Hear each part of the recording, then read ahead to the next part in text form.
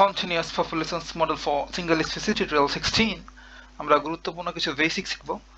Differential equation হলো এমন একটা গাণিতিক সমীকরণ যেখানে কোনো ফাংশন এবং তার ডেরিভেটিভ অর্থাৎ পরিবর্তনের হার যেটাকে আমরা বলি জড়িত থাকে, এবং ডিফারেনশিয়াল ইকুয়েশনের প্রধানত দুইটা ভাগে ভাগ করা যায়। ফার্স্ট ওয়ান হচ্ছে autonomous differential equation and second ওয়ানটা হচ্ছে নন অটোনোমাস ডিফারেনশিয়াল ইকুয়েশন। এখন অটোনোমাস ডিফারেনশিয়াল ইকুয়েশনটা কি ভাই? অটোনোমাস ডিফারেনশিয়াল ইকুয়েশনে অটোনোমাস ডিফারেনশিয়াল ইকুয়েশনের সময় স্পষ্টভাবে বা ইমপ্লিসিটলি উপস্থিত থাকে, অর্থাৎ ডিফারেনশিয়াল ইকুয়েশনটি শুধুমাত্র ফাংশন এবং তার ডেরিভেটিভের উপর ডিপেন্ড করে, সময়ের উপর সরাসরি নির্ভর করে না। আমরা একটা এক্সাম্পলের মাধ্যমে দেখব যে অটোনোমাস ডিফারেনশিয়াল ইকুয়েশনের এক্সাম্পল। আমরা যদি একটা ডিফারেনশিয়াল ইকুয়েশন লিখি like dy upon dt equals to 2y minus y squared।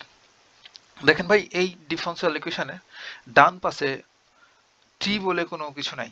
যদি ডান পাশে টি থাকতো তাহলে এটাকে আমি বলতাম নন অটোনোমাস ডিফারেনশিয়াল ইকুয়েশন, বাট শুধুমাত্র এই অ এর চেঞ্জেসের উপর ডিপেন্ড করছে এই টোটাল ফাংশনটা, সেহেতু এখানে টি এর কোনো উপস্থিতি নাই, সেহেতু এটাকে আমরা বলবো অটোনোমাস ডিফারেনশিয়াল ইকুয়েশন বা স্বাধীন ডিফারেনশিয়াল ইকুয়েশন।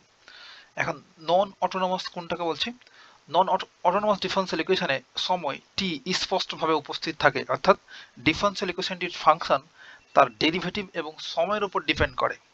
তো এটার একটা এক্সাম্পল যদি লিখি লাইক এমন dy upon dt equals to t into y plus sin t। দেখেন ডান পাশে কিন্তু আমাদের টি রয়েছে, অর্থাৎ শুধু y না, এখানে টি এর উপর ডিপেন্ড করছে এই টোটাল ফাংশনটা বা ডিফারেনশিয়াল ইকুয়েশনটা, সেহেতু এটা আমরা বলতে পারবো নন অটোনোমাস ডিফারেনশিয়াল ইকুয়েশন। তাহলে আমরা অটোনোমাস ডিফারেনশিয়াল ইকুয়েশন কি এবং নন অটোনোমাস ডিফারেনশিয়াল ইকুয়েশন কি খানিকটা আইডিয়া পেয়েছি। এখন আমাদের মূল টপিকটাতে যাব, যেগুলো আমাদের ম্যাথ করার সময় লাগবে, সেটা হচ্ছে autonomous logistic model and non autonomous logistic model. তাহলে অটোনোমাস লজিস্টিক মডেল কোনটাকে বলবো? আমরা ফার্স্ট যদি জেনারেল ইকুয়েশনটা লিখি, লজিস্টিক মডেলের ভারহাস্ট লজিস্টিক মডেলের জেনারেল ইকুয়েশনটা কি আমরা এটা জানি, ডিপি আপন পি কে যদি পপুলেশন বলি তাহলে ডিপি আপন ডিটি পপুলেশন চেঞ্জেসটা হয় equals to R intensive growth rate and P population into 1 minus population upon carrying capacity of environment কে। এটা হচ্ছে লজিস্টিক মডেল জেনারেল ইকুয়েশন। এখানে এই আর এবং কে উভয়ই কনস্ট্যান্ট। আমরা জানি যে আর এবং কে হচ্ছে কনস্ট্যান্ট, এটা হচ্ছে ক্যারিং ক্যাপাসিটি আর আর হচ্ছে ইন্টেন্সিভ গ্রোথ রেট বা বৃদ্ধির হার। এই সমীকরণকে অটোনোমাস ডিফারেনশিয়াল সমীকরণ বলা হয়, কারণ দেখেন এতে টি সরাসরি উপস্থিত নেই। এই ডান পাশে আপনি দেখবেন ডান পোর্শনটাতে কোনো টি বলে কিছু আছে কিনা।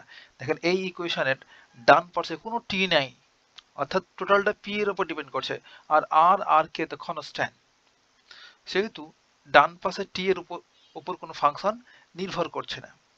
তাহলে এটাকে আমরা বলতে পারবো এই ইকুয়েশনটাকে, তাহলে লজিস্টিক যে গ্রোথ মডেল সেটা মূলত কি ভাই, সেটা হচ্ছে autonomous logistic model.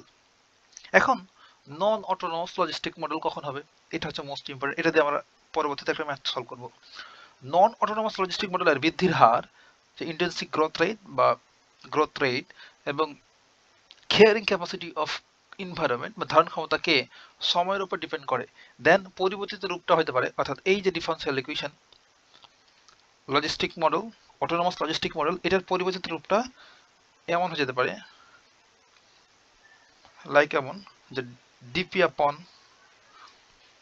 DT equals to r of t. আরটাও কিন্তু সময়ের সাথে পরিবর্তন হতে পারে, সেটার কনস্ট্যান্ট থাকে না, into P first bracket 1 minus P আপন কে অফ টি।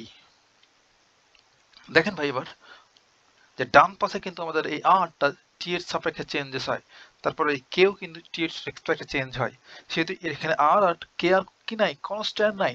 তখন এই টোটাল ইকুয়েশনটাকে আমরা বলতে পারবো নন অটোনোমাস লজিস্টিক মডেল। বুঝতে পারলাম? এখানে যে আর অফ টি এবং কে অফ টি হলো সময় নির্ভর ফাংশন, যা বিভিন্ন বাহ্যিক ফ্যাক্টর দ্বারা পরিবর্তিত হয় বা প্রভাবিত হয়। লাইক এমন কিছু যদি আমরা ফ্যাক্টরগুলো লিখি, ফ্যাক্টরস হচ্ছে 1 নম্বর প্রাকৃতিক দুর্যোগ দ্বারা, এই দেখেন প্রাকৃতিক দুর্যোগের ফলে এখানে বার্থ রেটটা চেঞ্জ হতে পারে, কিংবা যে কেয়ারিং ক্যাপাসিটি এটাও চেঞ্জ হতে পারে। তাহলে আমরা লিখবো 1 নম্বর প্রভাবটা হচ্ছে প্রাকৃতিক দুর্যোগ। প্রাকৃতিক দুর্যোগ। তারপর মানব সৃষ্ট কারণও হতে পারে, মানব